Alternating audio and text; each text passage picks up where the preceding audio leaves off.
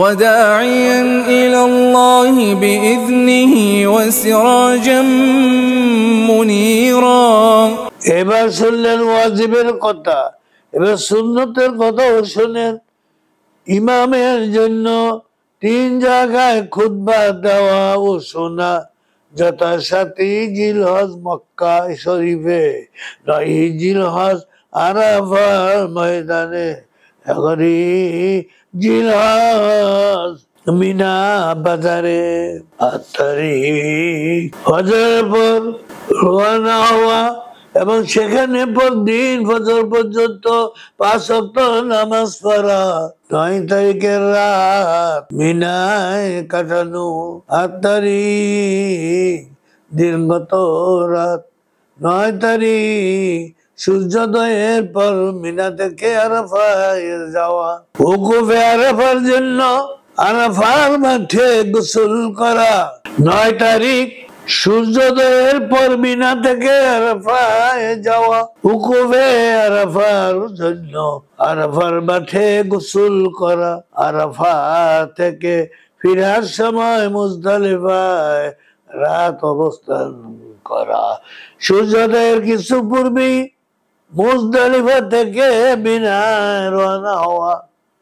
10, 11 ও 12 তারিখ রাতে মিনায় কাটালো। হাজরে আসওয়াদকে চুম্বন করা।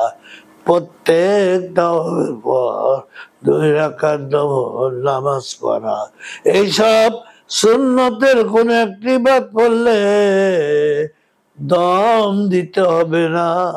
11 নম্বরে ইহরাম বাঁধার নিয়তে গোসল করা। বিশ্ব মুসলিমের মিকাত ও প্রয়োজনীয় মাসালা শুনুন। হজ যাত্রীদের সে স্থানে উপস্থিত হলে ইহরাম না বাঁধিয়া সম্মুখে অগ্রসর হওয়া নিষেধ, তাকে মিকাত বলে। নিম্নলিখিত 5টি স্থান হতে ইহরাম বাঁধতে হয়। এলামলাম মক্কা শরীফ হতে দক্ষিণে একটি পাহাড়ের নাম এলামলাম পাহাড়। ইয়ামান প্রদেশের লোক এবং যে সকল হজযাত্রী পূর্ব ও দক্ষিণ দিক হতে সমুদ্র পথে মক্কা শরীফে যায়, তাদেরকে এই স্থানে ইহরাম বাঁধতে হয়।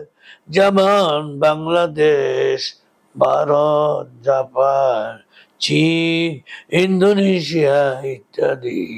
শাওয়াল, জিলকদ ও জিলহজ মাসের প্রথম 10 দিনকে হজ্জের মাস বলে। হজ্জের মাস বলা হয়।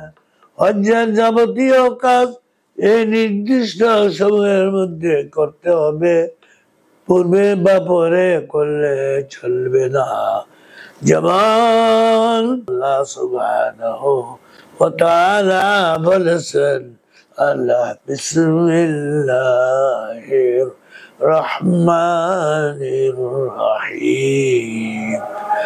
আল হজ্জু আশহুরুম মা'লুমাত।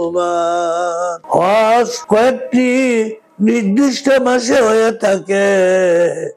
শাওয়াল, জিলকদ ও জিলহজ মাসকে হজ্জের মাস বলে। মাসাইল শুনুন। মদিনা শরীফ জিয়ারত হজ্জের পরে করা ভালো। হজ সম্বন্ধে উলামাদের মতভেদ আছে।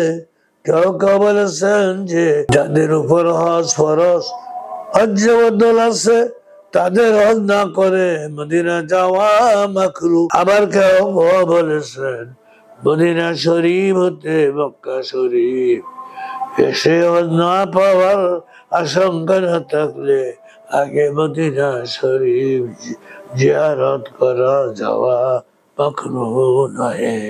অবশ্য হজের পরে মদিনা শরীফ যাওয়া সবচেয়ে বড় উত্তম। জুল হুলাইফা মক্কা শরীফ হতে উত্তরে এবং মদিনা শরীফ হতে 6 মাইল দক্ষিণে অবস্থিত। মদিনাবাসী হজ যাত্রীগণ এই স্থান হতে এহরাম বেঁধে থাকেন। রোজা শরীফ জিয়ারতের পর হাজীগণ ফেরার পথে উমরাহর জন্য উক্ত স্থান হতে এহরাম বেঁধে থাকে, যাতে ইরাক কাশীর হতে 3 দিনের পথ পূর্বে অবস্থিত একটি পাহাড় ইরাকবাসী হজ যাত্রী এবং ইরাকের দেশের উপর দিয়ে গমনকারী হজ যাত্রীদের মিকাত। ওয়াখিরু দাওয়ানা আনিল হামদুলিল্লাহি রাব্বিল আলামিন।